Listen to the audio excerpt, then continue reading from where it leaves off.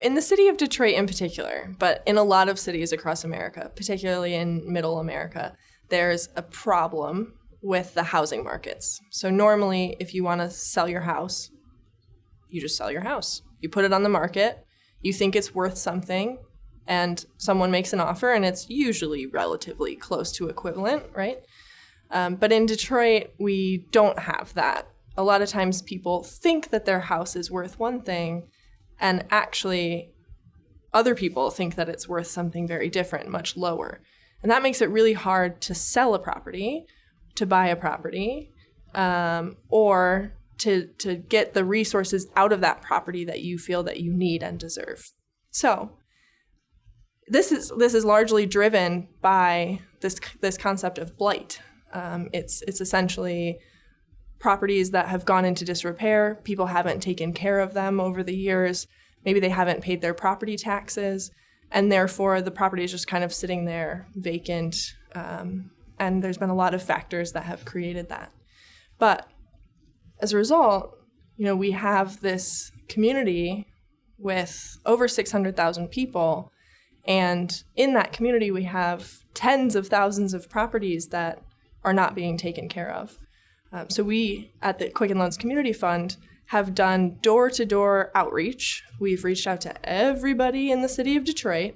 We've collected a lot of data, and we've looked at what causes this problem, what is the root of the problem, and what do we really need to solve for.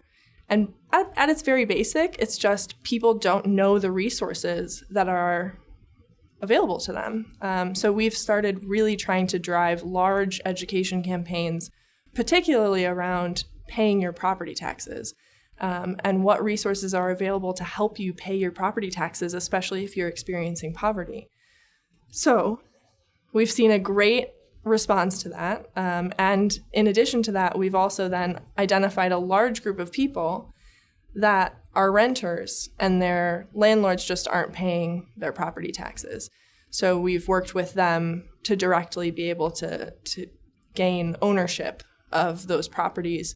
And this year, I'm really proud to say that we have over 500 people in that program, up from 80 last year.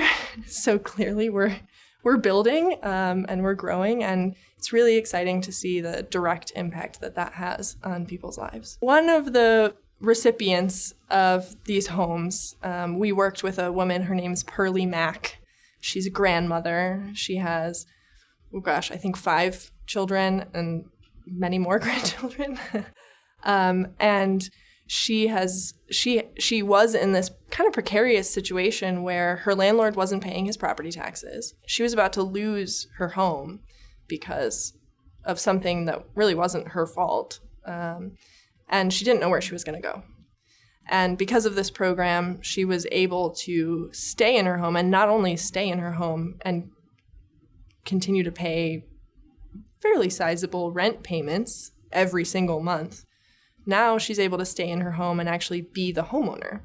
So instead of paying her landlord, she gets to build equity in her own home. She gets to invest in herself and build her family alongside that.